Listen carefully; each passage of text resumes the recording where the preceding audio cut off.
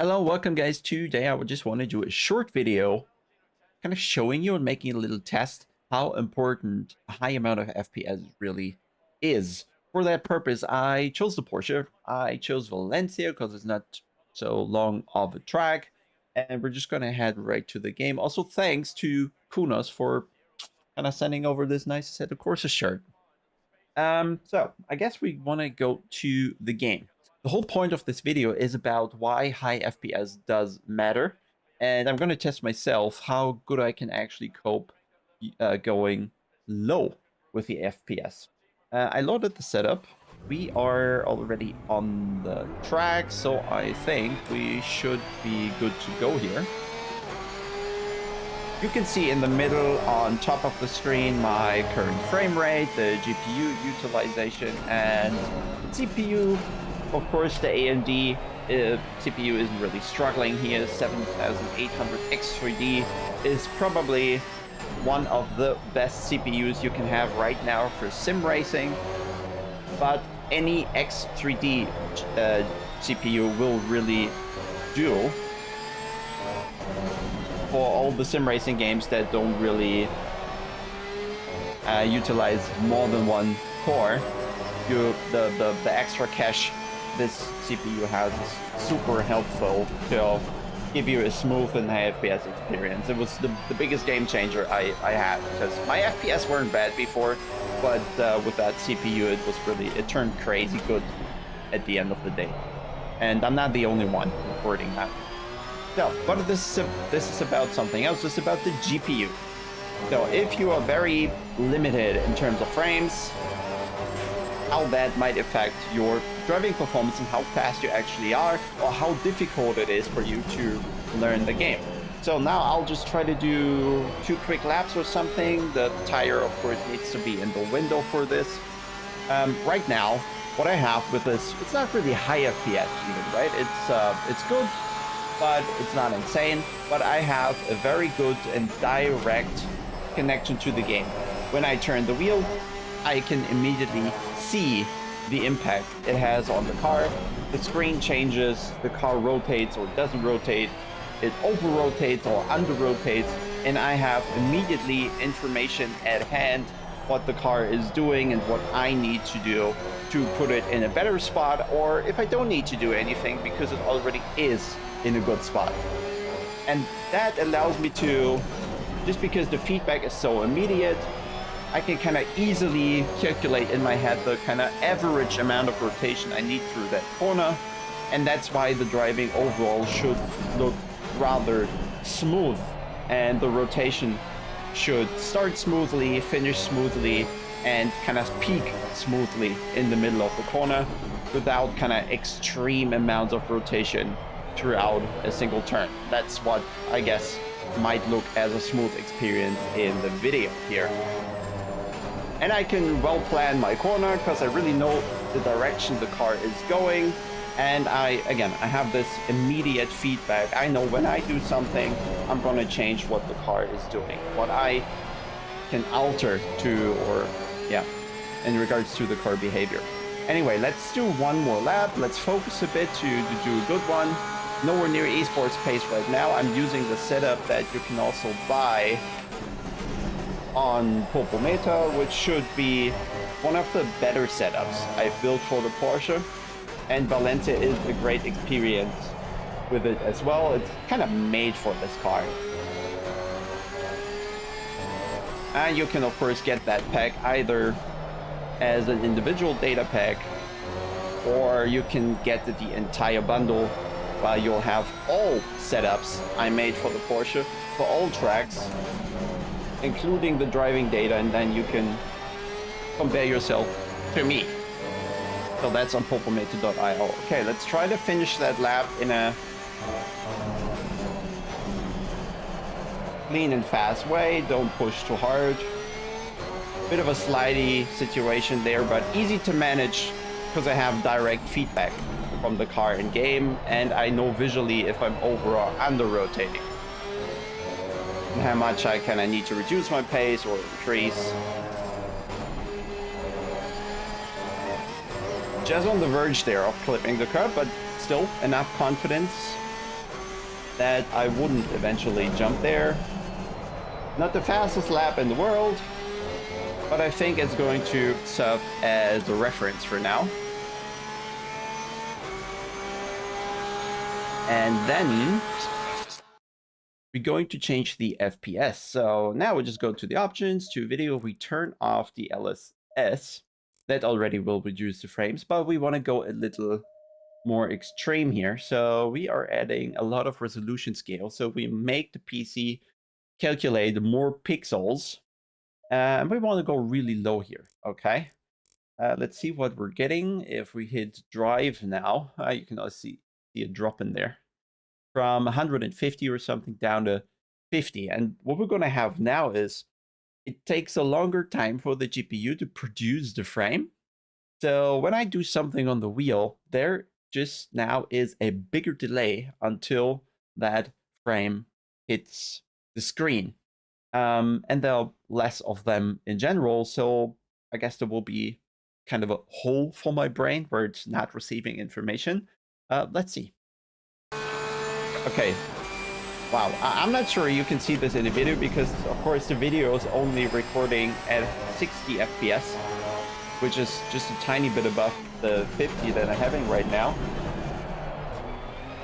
And, oh boy, this, okay, I can keep it on the road, but I'm puzzled a good amount here because maybe you can already see it that the rotation starts, stops. I do counter steering at points where potentially I don't need to do it. And yes, of course, my experience here is helping a lot that I did so many laps on the track already, and in various cars, I roughly know what I need to do. My muscle memory is helping me out here. I just know that what I'm doing is going to work. But I feel like I've been stripped of an entire half of information from the game to myself. So I just can't rely on the visual information right now because it is it's not accurate, it's not in time.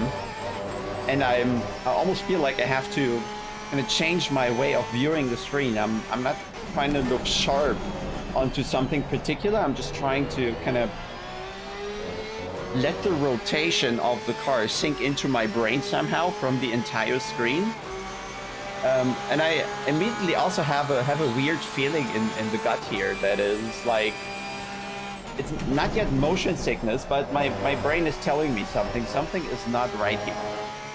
And last time I think I had that experience was actually with VR glasses that had, for test purposes, a 50 millisecond delay to see where the threshold of the tester lies for motion sickness.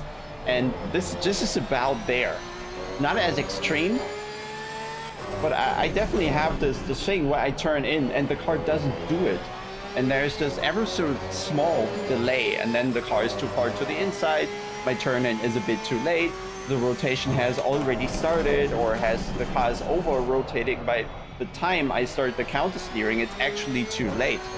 And while I have, of course, good force feedback, which comes through the really immediate based on the physics that I calculate still in time, it kind of doesn't fit the information that I get from the screen. So my steering wheel gets light, gets heavy, counter steers, but I can't see the exact same information in terms of visual feedback from the game.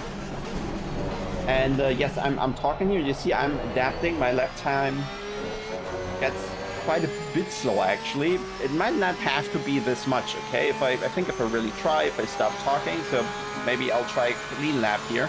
I can still manage a decent lap, but I don't feel half as much in charge of the car. I don't feel as confident, or not at all, basically, because I'm just kind of doing my repetitive thing here where I know this is what works, this is the input the car needs, but I'm not driving the car along here confidently where I know, okay, this is the rotation it has, this is the rotation I need to change this. Everything I do feels kind of a bit too late, right? I'm counter steering when the car's already in the slide. I'm not counter steering when the slide is about to happen, which I do normally. So this is actually a huge distractor. Maybe it's good for training to rely less on visual input and pull more information from the steering wheel, or yeah, just muscle memory, or adapt better to kind of when we have local events where you're not on your own PC and you're just a bit distracted by how everything is. But yeah, okay, that was scary. I didn't know if the car was rotating more or less, and if I hit the curb there. It was fine eventually. But yeah, this low FPS driving is causing issues. I think I could adapt if I had more laps, and maybe I can bring the lap time down. But just right away, I don't have this immediate response of the car that I need to put it in the place where it needs to be, give it the rotation that I know is the rotation the car will take without losing grip. I don't know, the speed comes down quickly enough for the corners, or if when I turn the wheel, will the car actually respond, or is my grip level kind of exceeded and I'm just going in and out of the corner a bit here, doing much more corrections on the steering wheel than I used to do with the higher FPS, because I'm just always that tiny bit more on the back foot. I'll finish this lap, okay, and then maybe we have a bit of a food review. It is really weird. Like, I'm not motion sick, but my stomach is telling me something. I don't know the English word for it, but in German it would be I'm a little flau in the Magen.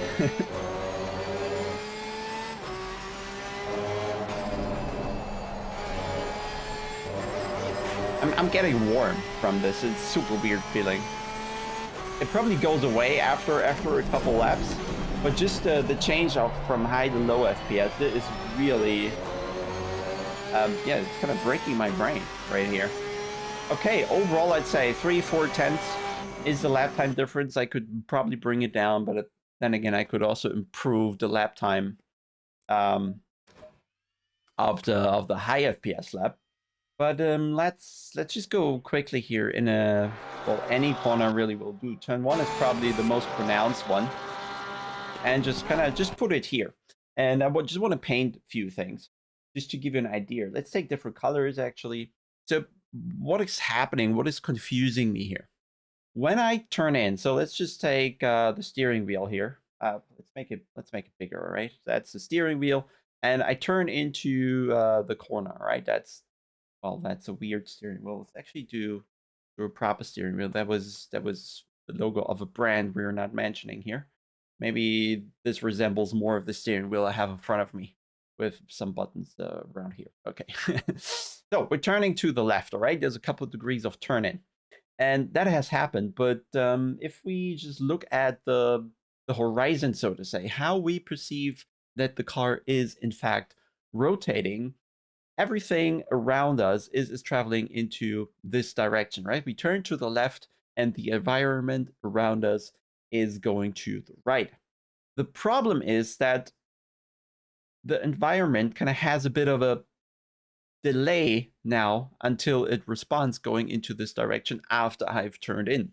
So the initial feeling that I'll get from the game is I turn in and the car doesn't do anything for a couple milliseconds, at least longer than with a higher FPS. And this already sends my brain asking, oh, okay, do we need to steer more? Do we have to tap the brake? Is our speed too high? Is it too low? What is happening here? And until the point in time when the rotation around us is also represented visually by the game, we already might be too deep in the corner, or we might already have made a change to the steering input or the brake input, and we've now already created more rotation than we would have actually needed. And of course, you can get used to all that, probably, but just coming from the high FPS going to low FPS, that really shows kind of the importance of that, right? And if I make a correction now, then the next thing I do is I've created too much rotation because I've thought I didn't have any. Then I'm opening the steering wheel to go neutral. Maybe I'm adding a bit of throttle to create understeer, just to stop the amount of rotation again, to maybe bring it down to, well, let's just assume the length of the arrow represents the amount of rotation we're seeing, just to bring the rotation back to a smaller amount well, I know this is more what the car needs and likes throughout the corner without kind of burning the rears up or something. And I think this should already be enough of explanation here. The only thing I really want to point out here is FPS do matter. How quickly you get the frames does matter. So if you have option to increase your FPS, do it, I'd say, because you have a much more direct connection to the car.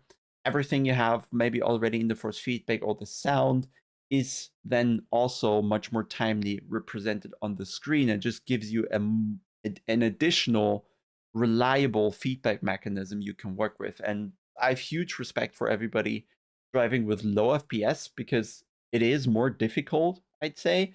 It is more difficult to bring the car through all the different driving situations and understand your input result relationship, what you are doing to what you're getting from the car. Um, and there is also something we know Alan is doing with his 11 years of age. He's driving rather low FPS, so he kind of has a similar experience I have just now. Everything is a bit delayed, and he can't really get the immediate response from the car from whatever input he is doing. So there's always this tiny bit of a delay until the game tells him, well, what you just did was okay or was not good.